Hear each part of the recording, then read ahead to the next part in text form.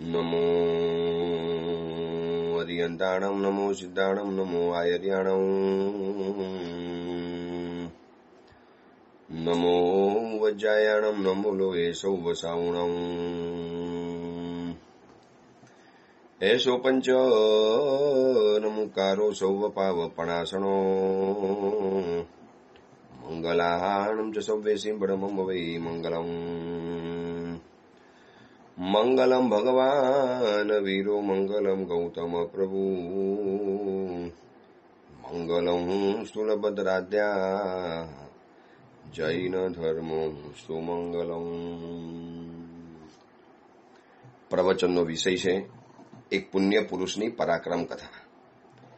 પ્રભુ વીરના સમયમાં બનેલી આ સત્ય ઘટના, સત્ય કથા, સાહસ કથા આવતી 24મી દેવતીર્થકૃત નામે 25મા તીર્થંકર થનારા વીર પુરુષ, 22મા તીર્થંકર થનારા વીર પુરુષ અંબર ક્ષત્રિયની આ કથા આપણા જીવનને આપણે કઈ દિશામાં લઈ જવું, એક 4 દિવાલની અંદરમાં કેદ બનેલી મારી તમારી જિંદગીને એક અફાટ આકાશ, એક અસીમ આકાશ, એક નવી દિશા તરફ લઈ જવા માટે કે જાણે આ કથા એક કોશિશ કરી રહેલી છે. જિંદગી તો બધાની જીવાવાની, 24 કલાકથી વધારે સમય ન કોઈને ઓછો મળ્યો, ન કોઈને વધારે મળ્યો, અને જે જિંદગીના વર્ષો છે એ વર્ષોની અંદરમાં જ કંઈક કમાલ કરી બતાવવાની છે. પરંતુ મારી તમારી જિંદગી એક જાણે કે એક બાંધેલા એક સમય, બાંધેલી એક ચોકઠું, એક તૈયાર કિયા હુઆ એક કોમ્પ્લેક્સ માળખું, એની અંદરમાં જિંદગી પસાર થઈ જાય. જ્યારે આવા પુણ્ય પુરુષોની પરાક્રમ કથા જ્યારે જાણીએ ત્યારે ખબર પડે કે જિંદગી શું કરવા માટે મળેલી હતી અને કેવી રીતે જિંદગી પસાર કરી લીધી, કેવી પરિપૂર્ણ કરી લીધી. અને જિંદગી તો બધાની પૂરી થવાની જ, કશું જ નહીં કરીએ તો પણ જિંદગી પરિપૂર્ણ થવાની. આ જિંદગી એવી મળી છે કે એના દ્વારા આવનારા અસંખ્ય ભવો, જેટલા પણ આપણા ભવો બાકી હશે એ બધાને સુધારી પણ શકાય છે અને કદાચ બગાડી પણ શકાય છે. એ ઓપ્શન આપણા હાથની અંદરમાં છે. કઈ ચોઈસ કરવી એ નક્કી આપણે કરવાનું. આ અંબર વીર પુરુષની આ કથા શું કામ મહાત્માઓએ સંસ્કૃતની અંદરમાં બનાવી, શું કામ આ કથા બનાવવાની જરૂરિયાત હતી? તીર્થંકર થાય ત્યારે કથા બનાવવાની. હજી તો તીર્થંકર થવાના પણ નથી, અત્યારે દેવલોકની અંદરમાં છે અને આવતી 24મીમાં છેક 22મા તીર્થંકર બનવાના. પરંતુ આ કથા એવી અદ્ભુત કથા છે. પરાક્રમ, સાહસ, સત્વ, ધૈર્ય, જિંદગીની અંદરમાં એક નવો ઉલ્લાસ, નવી દિશા, નવો આનંદ, નવું પરાક્રમ કેવી રીતે કરવું, કઈ જગ્યાની અંદરમાં જિંદગીને લઈ જવી, એ આ કથા દ્વારા ખબર પડે. આપણે કથાની અંદરમાં ત્યાં સુધી પહોંચ્યા, ગોરખ યોગિનીનો બીજો આદેશ મળી ગયો. બીજા આદેશ પ્રમાણે દક્ષિણ દિશાની અંદરમાં રહેલો જે સમુદ્ર, અને એ સમુદ્રની અંદરમાં રહેલો એક વિશાલ હરિછત્ર નામનો દ્વીપ, અને એની અંદરમાં રહેનારા કમલ કાંચન યોગી, અને અનુમાન દ્વારા, કોઈને પૂછવાનું તો હતું જ નહીં, માનવ વર્ગની વસ્તી, અને માત્ર અનુમાન દ્વારા કદાચ આ ન હોય તો હજી ઓર વધારે સફર કરવાની, કદાચ એ ન હોય તો ઓર વધારે મુસાફરી કરવાની. અને છેક દક્ષિણ દિશાના છેવાડે આવેલા સમુદ્રના વચની અંદરમાં આ હરિછત્ર નામનો આઇલેન્ડ, દ્વીપ, અને એની અંદરમાં કમલ કાંચન યોગીની સમક્ષ અત્યારે અંબર વીર પુરુષ ઉભેલા છે.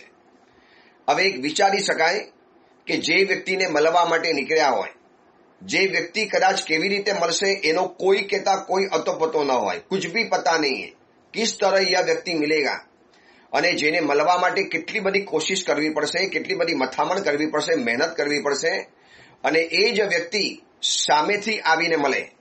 હજી તો જંગલની અંદરમાં ફાંફા મારે છે, હજુ તો એ પણ ખબર નથી કે આ હરિછત્ર દ્વીપ છે કે નથી. અને એની સામે સીધા જે સંન્યાસી મળ્યા, અને એ જ સંન્યાસી નીકળ્યા કમલ કાંચન નામના યોગી, જે યોગીરાજને મળવા માટે નીકળેલા છે. જે ગોરખ યોગીનીએ જેમને કીધું છે તમારે જેને જઈને મળવાનું છે એ જ યોગી મળે. અને વળી પાછા એ યોગી નામ કામ સાથે, તમારું નામ, તમે કયા કામથી અહીંયા આવ્યા છો, શું તમારો ઉદ્દેશ છે, તમને કોણે મોકલ્યા છે, તમે અહીંયા કોના વતી મોકલી આપવામાં આવ્યા છો, આ બધું જ જ્યારે બતાવે, અંબર સમજી ગયા કે બહુ સાવધાન રહીને મારે અહીંયા આગળ વધવું પડશે. કોઈ જીવિત વ્યક્તિ સાથે મારો પનારો નથી પડ્યો, કોઈ એવી વ્યક્તિ નથી કે બસ આવી ગયો અને એની દીકરીને ઉઠાવીને મારે યોગીની પાસે રજૂ કરવાની છે કંઈક ભારે કામ, સાવધાન બની ગયા અને યોગીરાજ પરછન્ન ભરાવદાર શરીર, ગેબી આંખોની અંદરમાં એવું ગેપ ભરેલું હતું કે તમે જોતાની સાથે એની આંખોની ઊંડાણમાં ઉતરતા જાઓ. એમના સમગ્ર શરીરની અંદરમાં આંખનું કંઈક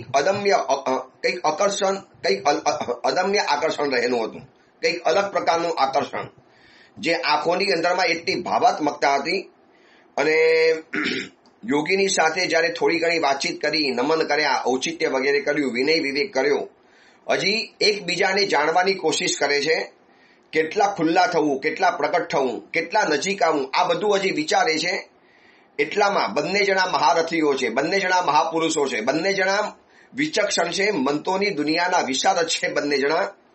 હવે એક તો સૂર્યદેવ તરફથી મળેલી વિદ્યાઓ તો હતી જ, વળી પાછી ચંદ્રાવતી તરફથી પણ મળેલી વિદ્યાઓ હવે પ્રાપ્ત થઈ છે અંબરને. એટલે એની પાસે પણ વિદ્યાઓ ઓછી નથી. પરંતુ આ એક સમય વિચિત્ર છે કે અહીંયા શું કરવું, કેવી રીતે વર્તન કરવું, અને દુશ્મન ગણમાં કે મિત્ર ગણમાં, આત્મીય ગણમાં કે અલગ ગણમાં, કાંઈ ખબર નથી પડતી. અને હજી વાતચીત થાય, એકબીજાના ભાવને જાણવા માટે કોશિશ કરે છે. એટલામાં અચાનક સ્ત્રી દુદનનો જે અવાજ આવ્યો, રડવાનો અવાજ આવ્યો, અને આ અવાજને સાંભળી અંબર માટે તો આ અવાજ બિલકુલ અપરિચિત હતો. કારણ કે એને તો આશ્ચર્ય એ પણ થયું કે આ જંગલની અંદરમાં કોઈ સ્ત્રી પણ હોઈ શકે, આ જંગલની અંદરમાં સ્ત્રી વળી પાછી રડી શકે. અને અપરિચિત સ્ત્રીનો રુદનનો અવાજ સાંભળી અંબર વળી પાછો આશ્ચર્યતા પામ્યા. પરંતુ એને જોયું કે આ અવાજને સાંભળીને જે રીતે યોગીરાજ હલી ગયા, ધ્રુજી ઉઠ્યા, એની આંખની અંદરમાં, એની ભાવવાળી આંખની અંદરમાં જે તિખારો આવ્યો, જે પરિચિતતાનો અંસાર આવ્યો, અને અંબર સમજી ગયો કે યોગીને ખબર છે કે આ કોણ રડી રહેલું છે. હજી કંઈક પૂછે એની પહેલા યોગી દોડ્યા, ભાગ્યા, જબરજસ્ત ભાગ્યા.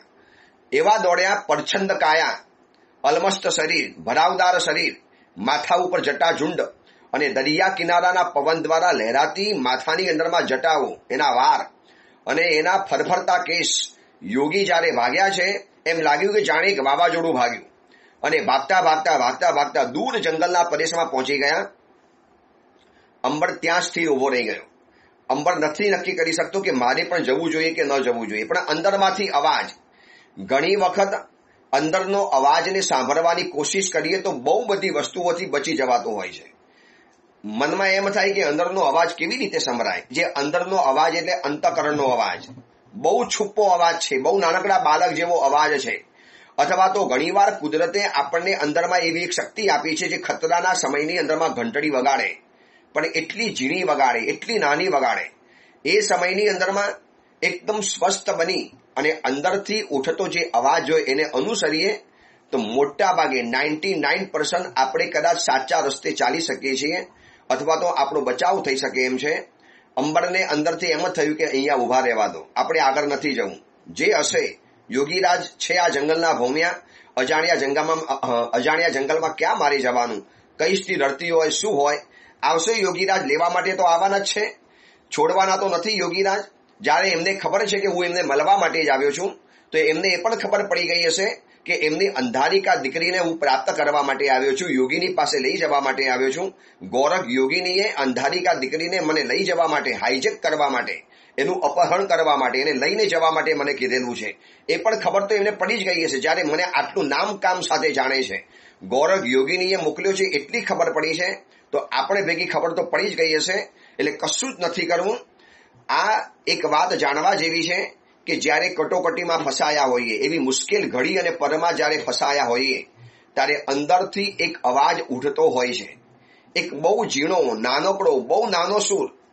આપણે અપરાધ કરવા જતા હોઈએ તો અંદરથી અવાજ આવે, અટકી જાઓ, નથી જવા જેવું, ખોટું છે આ, ન કરો, ન કરવા જેવું છે આ, ડુ નોટ, આ મત કરો, આવો અંદરમાંથી એક અવાજ આવે છે. પણ એટલો ઝીણો અવાજ કે આપણે સાંભળી નથી શકતા. અને યોગીરાજ ગયા, અને યોગીરાજે જઈને જોયું તો આ રડનારી સ્ત્રી બીજી કોઈ નથી, એમની પ્યારી દીકરી, પ્યારી પુત્રી અંધારિકા રડતી હતી. આ જંગલની અંદરમાં પોતાની દીકરીને જ્યારે રમાડીને મોટી કરી છે, વર્ષોથી મોટી કરી છે, હાથમાં રાખીને મોટી કરી છે, અને પોતાનું પ્રેમ પાત્ર આંખોની કીકી સમાન એ દીકરી જ્યારે રડતી હોય અને પિતાજીએ પૂછ્યું, બેટા કેમ રડે છે?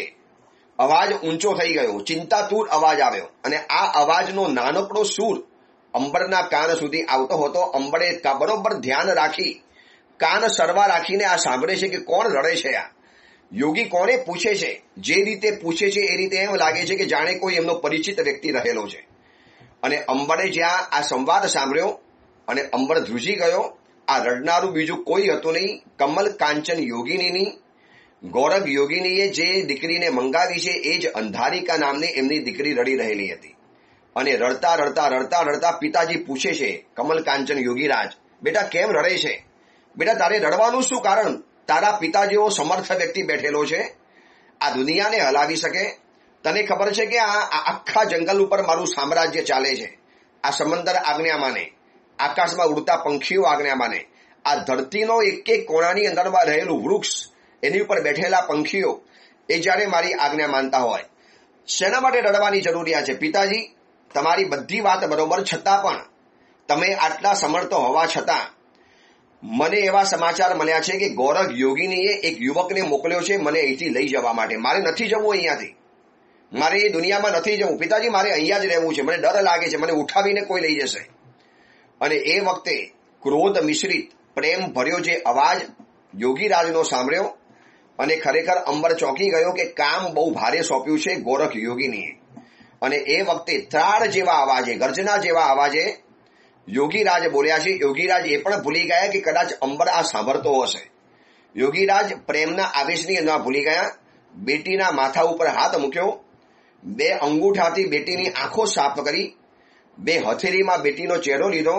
બેટા, મારી આંખમાં જો, આ આંખ જ્યાં સુધી છે, આંખ જ્યાં સુધી, મારી આ નજર જ્યાં સુધી પહોંચે છે ત્યાં સુધી કોઈની તાકાત નથી કે તને હાથ પણ લગાડી શકે. નજીક આવવાની વાત દૂર રહી, તારી સામે કોઈ જોઈ પણ નહીં શકે. બેટી, હું બેઠો છું, તારો બાપ સમર્થ બેઠેલો છે, શું કામ ચિંતા કરે? કમલ કાંચન યોગીરાજ મારું નામ છે. આટલા વર્ષોની સિદ્ધિ, આટલા વર્ષોના તપજપ, આટલા વર્ષોનું એકાંત, આટલા વર્ષોની સાધના, આટલા વર્ષોનો જે બલિદાન આપ્યા છે, શું બેટા કોઈ એને જવાના? યાદ રાખજે, આવા એકાદ અંબર નહીં, 1000 અંબર ભેગા થાય તો પણ મારી દીકરી અંધારિકાને કોઈ અહીંથી ઉઠાવી જઈ નહીં શકે, એની નજીક ફરકી પણ નહીં શકે, એને આંખોથી જોઈ દ્વારા પણ નહીં શકે. બેટા, ચિંતા મત કર. બેટીને શાંત તો કરી, અને બેટીને શાંત કરી અને કદાચ એને ત્યાંથી રવાના કરી દીધી હશે. અને થોડાક સમય પછી અંબર સમજી ગયા કે હવે આ યોગીરાજ અહીંયા આવવાના છે. આવતા પહેલા અંબરે પોતાના ચહેરાના ભાવને બિલકુલ સાફ કરી દીધા. સપાટ ચહેરો, જાણે કે પેલા સંવાદ સાંભળ્યા નથી, જાણે કે કોઈ સ્ત્રીના રડવાનો અવાજ સાંભળ્યો નથી, જાણે કે કશું જ જોયું નથી. અને ચૂપચાપ ઝાડને અડેલી અને દરિયા તરફ મોઢું કરી અને દરિયાના ઉછળતા મોજાને જોતો રહેલો છે. અને એટલામાં કમલ કાંચન યોગીરાજ આવ્યા. યોગીરાજને એમ કે આ કદાચ શબ્દો અંબરે સાંભળ્યા હશે, પણ યોગીરાજ બેફિકર છે. એ પોતાની સિદ્ધિઓ ઉપર, પોતાની સાત્વિક તાકાતો ઉપર, પોતાના વિદ્યા અભ્યાસ ઉપર, પોતાની મંત્રોની શક્તિ ઉપર એટલા બધા મુસ્તાક છે, એટલા બધા બેફિકર રહેલા છે કે આ જંગલની અંદરમાં એમની આજ્ઞા સિવાય કશું જ થઈ શકે એમ નથી. વર્ષો પછી કોઈ બહારનો માણસ, માનવ આ ધરતી ઉપર ઉતર્યો છે અને ગૌરવ યોગીનીએ મોકલેલો છે. આવું વિદ્યા દ્વારા એમને ખબર પડી ગઈ. એમને એવી વિદ્યાની જાર પાથરેલી હતી પોતાના જંગલની અંદરમાં, જેને આજની ભાષાની અંદરમાં સીસીટીવી કેમેરા કહેવાય, કે એ કેમેરા દ્વારા અંદરમાં બેઠેલી વ્યક્તિને ખબર પડી જાય કે આ પ્રીમાઇસીસમાં કોણ દાખલ થયું છે. એવી રીતે એ જમાનાની અંદરમાં એવી મંત્રોની દુનિયા હતી. એવા મંત્રો વ્યાપક રૂપે ફેલાવીને, મંત્રોની જાળ ફેલાવીને કે એની અંદરમાં એક પણ નવું પ્રાણી, પંખી, પશુ, વ્યક્તિ અંદરમાં દાખલ થાય એટલે એના વાઇબ્રેશન્સ આ લોકોને એના મનમાં ખબર પડે, એના તરંગો મનમાં પેદા થાય. કોઈક વ્યક્તિ આવી છે અને પછી જ્ઞાન દ્રષ્ટિ ખોલીને જ્યારે જોવે એટલે ઓળખી જાય કે આ વ્યક્તિ આવી છે. હવે શેના કારણે આવી છે એ પણ જાણી લે. કેવી મંત્રોની દુનિયા હતી. ભલે અત્યારે આ બધું સાધનો દ્વારા ચાલે, સીસીટીવી કેમેરા દ્વારા, સ્પાય કેમેરા દ્વારા, એક જાસૂસી દ્વારા, ઉપગ્રહો દ્વારા, આકાશમાં છોડેલા ઉપગ્રહો દ્વારા ભલે એકબીજાના દેશની જાસૂસી કરવાની અંદરમાં આવે, પણ પહેલાના સમયની અંદરમાં આ બધી જ વસ્તુઓ ચૈતસિક શક્તિ, માનસિક શક્તિનો વિકાસ કરીને થતી હતી. આ માનસિક શક્તિનો વિકાસ કરવાની પ્રક્રિયા લગભગ અત્યારે ભૂલાતી ચાલી છે. એનું પ્રાથમિક પ્રગટ્યું છે સ્વાધ્યાય અને ધ્યાન. એટલા માટે તમે જોજો, મુનિ ભગવંતોને દીક્ષા લીધા પછી બે બાબતો સૌથી વધુ શીખવવાની અંદરમાં આવે, જ્ઞાન અને ધ્યાન. જ્ઞાન ધ્યાન ક્રિયા સાધનતા કાઢે પૂર્વનો કાલ, નિત્યમ સ્વાધ્યાય સંયમરતાનામ. શું લખ્યું છે કે મુનિવરો એક જ કામ કરે, જ્ઞાન અને ધ્યાનની અંદરમાં એવા મસ્ત ફરે. જ્ઞાન અને ધ્યાનની પાંખ એવી છે કે અફાટ આનંદના આકાશની અંદરમાં ઉડતા ફરે. જે સાધુની પાસે જ્ઞાન નથી અને ધ્યાનની પ્રક્રિયા નથી, સંસાર માત્રને ભૂલી કલાક, 2 કલાક, 4 કલાક, 5 કલાક એવા ધ્યાનની ધારાની અંદરમાં ડૂબી જવાનું. હતા પૂજ્ય પન્યાસ ભદ્રંકર વિજયજી મહારાજા, જે ધ્યાનની દુનિયાના અઠંગ સાધક હતા. મારા ગુરુદેવ ભુવન ભાનુ સુરીશ્વરજી મહારાજા, એમને પણ ધ્યાન દ્વારા પ્રજ્ઞા કમલને ખીલવેલું હતું.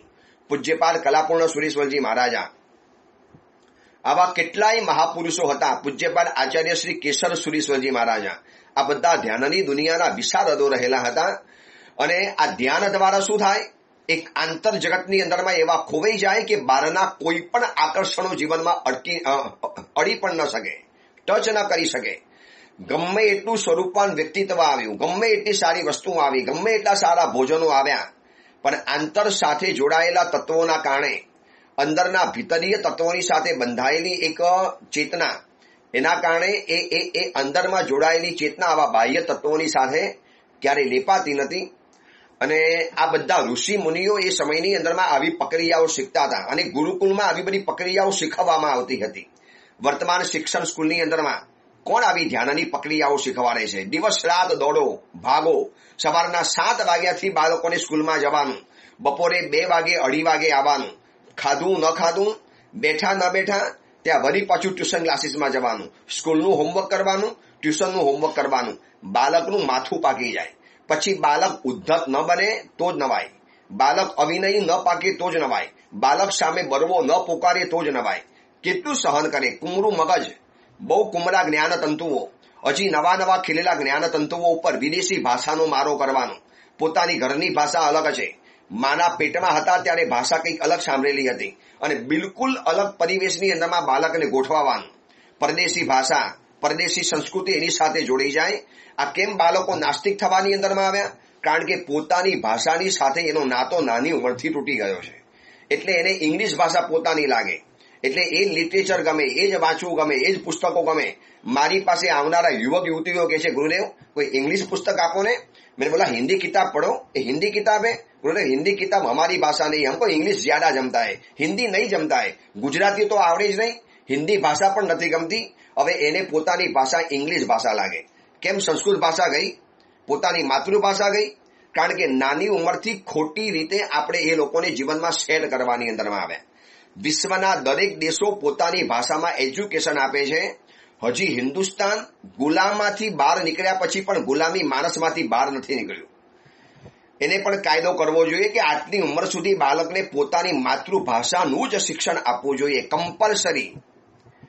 એટલે એક વાત સમજી રાખજો, આજના શિક્ષણકારો કહે છે માધ્યમ માતૃભાષા અને ઉત્તમ અંગ્રેજી, જર્મની, ફ્રેન્ચ બધું શીખવાડો, પણ માધ્યમ પોતાની શીખવાની ભાષા તો માતૃભાષા હોય. એની અંદરમાં જ બાળક પોતે જાતે વિચારી શકશે, જાતે સમજી શકશે, જાતે પોતાનું લિટરેચર બનાવી શકશે, જાતે પોતાનું કંઈક નવું સર્જન કરી શકશે. આ તો પરદેશી ભાષાના કારણે ન પોતાની ભાષા આવડી, ન એ ભાષા આવડી, અને બંનેના કારણે રહી ગયો. ક્યાં પછી એ ગુરુકુળની પદ્ધતિઓ હતી, કેવા જ્ઞાન ધ્યાનની ક્રિયાઓ શીખવાડતા હતા, કેવી ધ્યાનની પ્રક્રિયાઓ સમજાવતા હતા, આંતરચેતનાની સાથે કેવો સંબંધ જોડવો. અંદરમાં રહેલું એક વિરાટ બ્રહ્માંડ, એનો સંપર્ક જાણે બિલકુલ છૂટી ગયો. અને ધ્યાન દ્વારા એક માનસિક શાંતિ, માનસિક પ્રસન્નતા, મનની ખુશી, આ બધી જે પ્રાપ્ત કરવાની હતી એ તો જીવનમાંથી દૂર ચાલી ગઈ. પછી શું કરશે? અઠવાડિયું 10 દિવસ કોઈ મહાત્મા અથવા તો કોઈ ગોયંકા જેવી વિપસ્યનાની સાધનાની અંદરમાં જઈને કરી આવશે, એનાથી કોઈ ફરક નહીં પડે. તમે કહેશો ગુરુદેવ હું ધ્યાન શિબિરમાં જઈને આવ્યો. થાય છે આજે ધ્યાન શિબિર, જૈન શાસનમાં પણ કેટલાક મહાત્માઓ મહાપુરુષો ધ્યાન શિબિર કરાવે છે. પણ એ આખું વર્ષ બે ધ્યાન રહેવાનું અને 6 દિવસ કે 8 દિવસ ધ્યાન કરી આવવાનું. ઘરે કોઈ પ્રેક્ટિસ નહીં, પણ ક્યાંથી કરે? દોડધામના જમાનાની અંદરમાં પોતાનું ધ્યાન રાખવા જાય, પરિવારનું ધ્યાન રાખવા જાય કે આ ધ્યાનની પ્રક્રિયા કરવા જાય. જિંદગી એટલી વિચિત્ર બની ગઈ છે કે આની સાથે કેવી રીતે જિંદગી હવે કેવી રીતે આગળ વધવું એ જ ખબર નથી પડતી. એટલા વિચિત્ર પરિવેશ, એટલા વિચિત્ર સંયોગો, એટલી વિચિત્ર હાલત, એટલા વિચિત્ર આજુબાજુના વાતાવરણો અને વ્યક્તિઓની વચની અંદરમાં રહીને જિંદગી પસાર કરવાની છે. અને આ એમને ખબર તો પડી ગઈ કે આ કયા પ્રયોજન દ્વારા આવ્યો છે, છતાં પણ બોલતા નથી. જાણે કે એકદમ સ્વસ્થ બનીને દીકરી પોતાની રડતી હતી અને એ સમયની અંદરમાં એવું બોલીને આવ્યા છે, આવા 1000 અંબર, એક નહીં 1000 અંબર આવે તો પણ બધાને પહોંચી વળીશ. બેટા તું કોઈ પણ વાતે ચિંતા નહીં કર, તને અહીંયાથી કોઈ ઉપાડીને, તારો બાપ જીવતો છે ત્યાં સુધી તને કોઈ હાથ પણ નહીં લગાડી શકે. કહીને દીકરીને વિદાય તો કરી. એટલે એટલું તો સમજી ગયો અંબર કે યોગીરાજ મારી ઉપર ખફાતો હશે જ, ગુસ્સે તો હશે, કારણ કે પરમિશન વગર આ જંગલની અંદરમાં ઉતરી આવ્યો છું અને મારું એટલું બગાડી પણ શકતા નથી, કારણ કે મારી પાસે પણ વિદ્યા મંત્રો છે. અને ગોરખ યોગીનીનો હાથ જેની ઉપર હોય એ વ્યક્તિને છંછેડવાની કોઈ કોશિશ પણ ન કરે. એ સમયની અંદરમાં ગોરખ યોગીની એટલે મહાયોગીની ગણાતી હતી, જેનું નામ પડે લોકોને એક ભય અને પ્રેમ બંને વસ્તુ ઉત્પન્ન થતી હતી. ગોરખ યોગીનું નામ જ ભય અને પ્રેમનો એક પર્યાય બની ગયેલો હતો. એટલે આવ્યા વળી પાછો હસતો ચહેરો, એ જ યોગીરાજ, એ સ્વસ્થતા, એ જ મુખ મુદ્રા, એ ચહેરા ઉપરનું તેજસ્વીપણું, જાણે કે તપેલા તાંબા જેવો એક ચહેરો, ગૌર વર્ણ, ફરફરતી દાઢી, સફેદ વાર કલાપ, પ્રચંડ ભરાવદાર કાયા અને અતલ ઊંડાણને ધરાવનારી આંખો. અને યોગીરાજે કીધું, ચલો અંબર, અમારા મહેમાન બનીને આવ્યા છો તો બનો અમારા મહેમાન, પધારો અમારા આશ્રમની અંદરમાં, અમારા આશ્રમની અંદરમાં આવો અને અમારા આતિથ્યનો સ્વીકાર કરો. અંબર પણ સમજી ગયો કે હવે જ્યારે એનો સામનો કરવાનો છે તો જવું તો પડશે જ. અને કમલ કાંચન યોગી બિલકુલ નિર્દોષપણે, જાણે કે કોઈ અંબરને ખબર નથી, અંબર જાણતો પણ નથી અંબર શેના માટે આવ્યો છે એ પોતે પણ નથી જાણતો. અને આ બાજુ અંબર પણ હકીકતને છુપાવી રહેલો છે. પણ બંને જણા એટલું તો સમજી ગયા, યોગીરાજ પણ સમજી ગયા કે આવનારો વ્યક્તિ કોઈ સામાન્ય નથી, અને અંબર પણ સમજી ગયો કે જેના ત્યાં પહોંચ્યો છું અને જે વ્યક્તિની સાથે મારે રહેવાનું છે એ વ્યક્તિ પણ જેવો તેવો નથી. અને અંબર યોગીરાજની સાથે ચાલે છે. બંને જણા મહાપુરુષ છે, બંને જણાનું એક વિશિષ્ટ અલગ વ્યક્તિત્વ છે. અંબરની પણ એક ભરપેટ કાયા, એની પણ ભરાવદાર કાયા છે, પરછણ વ્યક્તિત્વ છે, એની પણ એક વિશાળ આંખો રહેલી છે, ચહેરા ઉપર, એના પણ ચહેરા ઉપર સાત્વિકતાના તેજ રમતા હોય છે. અને અંબર આગળ વધે છે યોગીરાજની સાથે. જંગલની શોભા જોતા ગયા, યોગી બતાવતા ગયા, જો આ વૃક્ષનો આ મહિમા છે, જો આ ફૂલ છે ને, આ પુષ્પ વર્ષની અંદરમાં એક જ વખત ઉગે, અને એ ઉગે અને એના દર્શન કરવા પણ એક ધન્ય ભાગ્ય ગણાય, નસીબ ગણાય. એક એક વૃક્ષોનો મહિમા, એક એક વેલડીઓનો મહિમા, રસ્તા ઉપર પડેલી માટીનો પણ મહિમા સમજાવતા ગયા, દરિયા સમંદરની વાતો કરતા ગયા. કેટલા વર્ષોથી આ જંગલની અંદરમાં પોતે રહે છે, સાધના કરે છે, એની વાતો બતાવતા ગયા. અને અંબર ચહેરા ઉપર આશ્ચર્ય પમાડતો, જી જી સાહેબ, સરસ, વાહ, જી, બસ આ શબ્દો બોલતા બોલતા આગળ ને આગળ વધતા ગયા. જ્યાં આશ્રમ નજીકની અંદરમાં આવ્યો એટલે યોગીરાજે પોતાના એક શિષ્યને આદેશ કર્યો, મહેમાન આવ્યા છે, મહેમાનની બધી જ વ્યવસ્થા કરી લો, જાઓ એમને એમના ઉતારા ઉપર લઈ જાઓ. અને એક સરસ મજાના ખુલ્લા પ્રદેશની અંદરમાં ચારેકોર ઘેરાયેલા જંગલો છે અને વચની અંદરમાં એક ખુલ્લો ભૂપ્રદેશ રહેલો છે, કદાચ સાફ સફાઈ કરવામાં આવેલો હશે. અને એની અંદરમાં એક વિરાટ આશ્રમ ઉભો કરેલો છે. આશ્રમ એટલે કોઈ મકાનો ન હોય, એ જંગલની અંદરમાં એવા પ્રકારની માટી અને એવા પ્રકારની માટીને મિશ્રણ કરી અને ઝૂંપડા બનાવેલા હોય કે જે કદાચ આજના ઈંટ અને સિમેન્ટના મકાનો કરતા પણ વધારે મજબૂત બનતા જાય. દરિયા કિનારે રહેવાનું, જંગલી જાનવરોની વચની અંદરમાં રહેવાનું, જંગલી ઝેરી જંતુઓની વચની અંદરમાં રહેવાનું, અને એ બધાની કોઈ અસર ન થાય એવા પ્રકારના વૃક્ષ અને વેલડીઓ આવતા હતા, એવા પ્રકારનો રસ આવતો હતો. એમાંથી માટી મિશ્રિત કરે અને એમાંથી મકાન બનાવવાની અંદરમાં આવે, લોખંડ કરતા પણ વધારે મજબૂત બને. અને જોયું સરસ મજાનો આશ્રમ છે. દૂર ખૂણાના ઉચ્ચ ભાગની અંદરમાં જે એક સરસ મજાની મોટી ઝૂંપડી દેખાય છે, એ કદાચ યોગીરાજ કમલ કાંચનની હશે. સમજી ગયો અનુમાનથી. અંબરે બરોબર નિરીક્ષણ કર્યું. મેં કીધું ને, ઈક્ષણ, વિક્ષણ, નિરીક્ષણ અને પરીક્ષણ, આ 4 બાબતો દરેક જગ્યાએ કરવા જેવી છે. અંબળ બરોબર નિરીક્ષણ કરતા ગયા, ચારે કોર નજર ફેરવતા ગયા અને આશ્રમની અંદરમાં દાખલ થયા. જેવા દાખલ થયા એટલે અલગ અલગ નાનકડા ઝૂંપડાઓ રહેલા હતા અને બરોબર આશ્રમના દરવાજા ઉપર જ્યાં શિષ્ય તરીકે જે આવેલા હતા યોગીરાજ તો આટલું કહી અને કયા રસ્તેથી અદૃશ્ય થઈ ગયા ખબર ન પડી. અંબળ પણ જોતો રહી ગયો કે હજી તો હમણાં આદેશ આપ્યો પોતાના શિષ્યને કે આ આપણા મહેમાન આવ્યા છે, અભ્યાગત આવ્યા છે, એમને એમના કક્ષની અંદરમાં સ્વાગત સાથે લઈ જાઓ. આટલું કહી અને સામે આશ્રમ જોવાની એમાં વ્યસ્ત બને એટલા માટે કમલ કાંચન યોગી અદૃશ્ય બની ગયા. કદાચ વિદ્યા દ્વારા અદૃશ્ય બનીને પહોંચી ગયા હશે એવું અનુમાન થઈ શક્યું અંબળે. અને શિષ્યની સાથે જ્યાં બરોબર આશ્રમના મુખ્ય દરવાજે પહોંચ્યા, પ્રવેશ દ્વાર ઉપર પહોંચ્યા અને પ્રવેશ દ્વાર ઉપર કમલ કાંચન યોગિનીની 2 પત્નીઓ હતી. એકનું નામ હતું કાગી અને બીજાનું નામ હતું નાગી. કાગી અને નાગી આ 2 એની સ્ત્રીઓ. કમલ કાંચન યોગીની આ 2 પ્રિય સ્ત્રીઓ હતી, પત્ની જેવી સ્ત્રીઓ રહેલી હતી અને એ લોકોને પણ સમાચાર પહેલેથી મળી ગયા હશે અથવા તો અંબર સમજી ગયો કે કંઈક અલગ જાતની વિદ્યા પ્રયોગ દ્વારા આ લોકો એકબીજાને મનથી સમાચાર મોકલી આપતા હશે.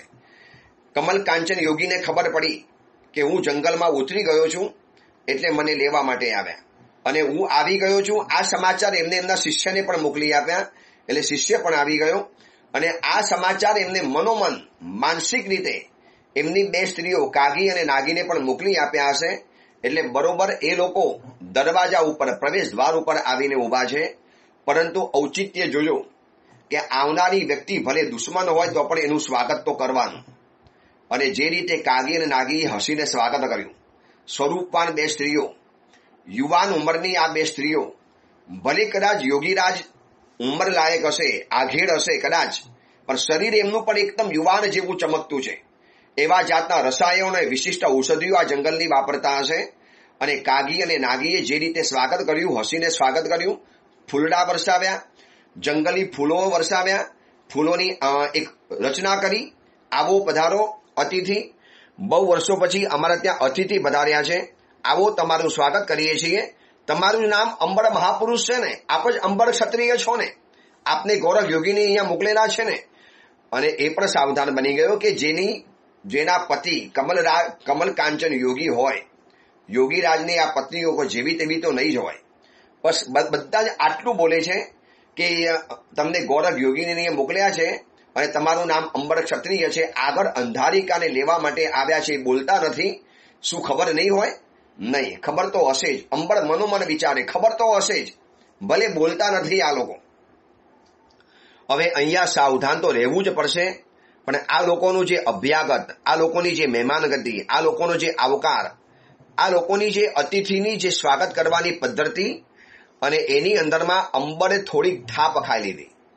અહીંયા પણ અંબરે સાવધાન રહેવા જેવું હતું. ભલે દુશ્મનના ઘરમાં આવ્યા છો, ભલે દુશ્મન પણ દાનો છે, સમજદાર છે, દુશ્મન પણ ઈમાનદાર છે, તમારું સ્વાગત કરે છે, તમને ગુસ્સો નથી કરતા. અરે ગુસ્સો કરનારો દુશ્મન એકવાર ઓળખાઈ જાય, પણ જે દુશ્મન મિત્રતાના લિબાસની પાછળ છુપાયેલો હોય એને ઓળખવો બહુ ભારે પડી જાય. અને અંબરને એમ થયું કે કદાચ એ લોકો વધુ જાણતા નહીં પણ હોય અથવા તો મારા વિશે એટલી બધી ખબર પણ નહીં હોય. એટલી વિદ્યાની જાળ દ્વારા, એટલી વિદ્યાના પ્રયોગ દ્વારા ખબર તો પડી ગઈ કે અંબર નામનો વીર પુરુષ આ ધરતી ઉપર આવ્યો છે, આપણી પ્રિમાઇસીસમાં દાખલ થયો છે, આપણી સીમાની અંદરમાં દાખલ થયો છે. અને જે રીતે હસીને સ્વાગત કર્યું અને બંને જણીઓએ ઓલા સાધુને કીધું કે લઈ જાઓ એમને એમના ઉતારા ઉપર, સ્નાન વગેરેની વ્યવસ્થા કરાવી દેજો અને ભોજન વગેરે અમે લઈને આવશું, એમને ભોજન વગેરે કરાવશું. અને કાગે નાગીએ કીધું કે અભ્યાગત પધાર્યા છો, અમારા જંગલના મહેમાન બનેલા છો, બસ અમને તમારો સ્વાગતનો લાભ આપજો, ભોજનનો લાભ આપજો, અમે ભોજન લઈને આવીએ છીએ, તમે એટલામાં સ્નાન વગેરે કરીને તૈયાર થાવ. હવે આ સમયની અંદરમાં અંબરે સાવધાન રહેવા જેવું હતું કે અજાણ્યા વ્યક્તિના ભોજન નહીં આરોગવા જોઈએ. અજાણી વ્યક્તિ છે, અજાણ્યું જંગલ છે. અને જ્યારે યોગીરાજે એમ બોલ્યા છે કે આવા એક નહીં 1000 અંબરને આવી જવા દો, બેટા તારું કોઈ બગાડી નહીં શકે. અને એ સમયની અંદરમાં હું કયા ભરોસે આ લોકોના ત્યાં આવ્યો છું અને કેવી રીતે ભોજન સ્વીકારી શકું.